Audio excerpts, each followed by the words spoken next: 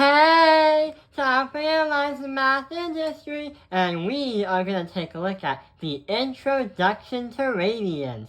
So in the past, we've been playing around with degrees. We've been learning about how degrees are a measurement of how wide an angle is. We've also learned about, in terms of degrees, how far you've rotated around some kind of circle.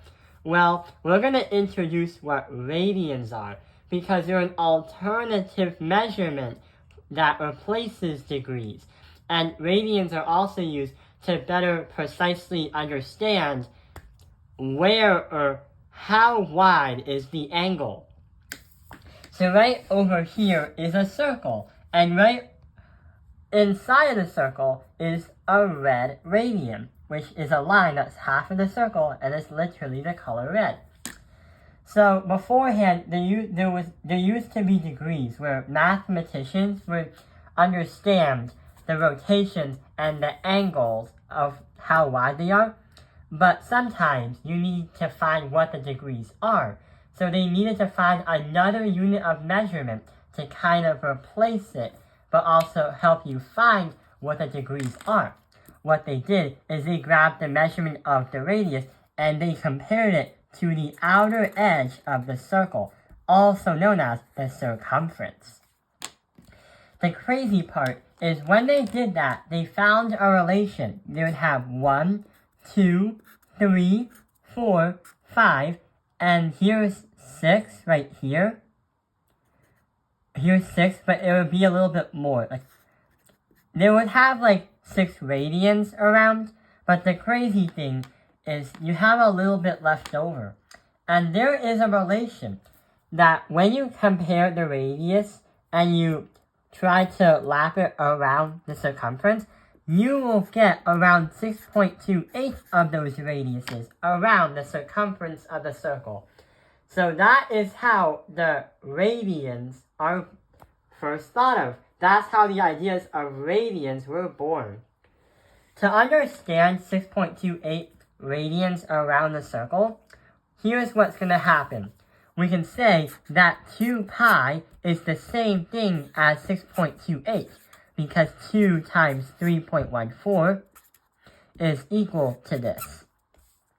And 2 pi also means that it's equal to 360 because we went around the circle 1 time. Half of it is going to equal 180 degrees, which represents the diameter, or half of the circle.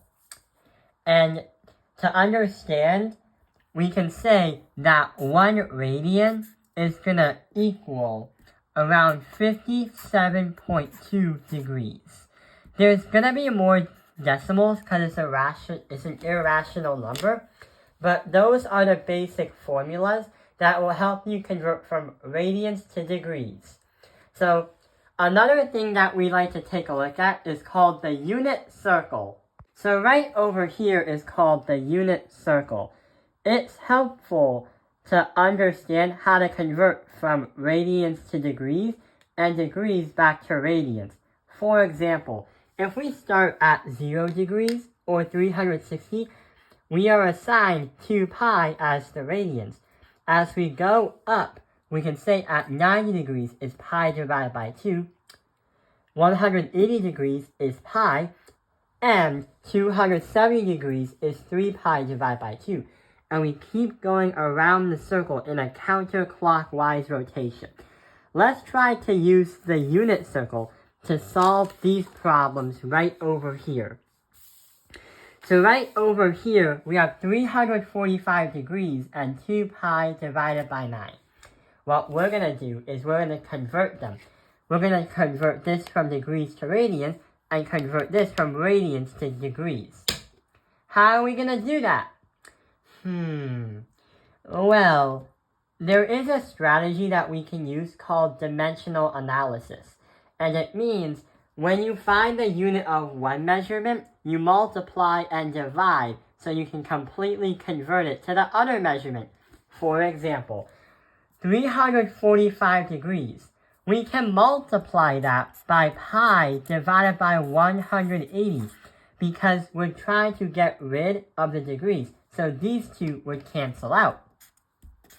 So we would have a final answer as 345 pi divided by 180. You don't actually solve, you don't want to get rid of the pi because radians are usually in pi, but we can simplify this out. So we can simplify it to 69 divided by 36, but as in pi. So this is the final answer in radians. What about this one right over here? We have 2 pi divided by 9. Well, here's what we can do. Since the problem literally said, or the formula literally said, pi equals 180 degrees, and it also explains it right over here on the unit circle, that pi does officially equal 180 degrees. Therefore, why can't we just insert 180 into pi and try to find what the literal math is? So 2 times 180 is 360. 360 divided by 9, you'll need a calculator.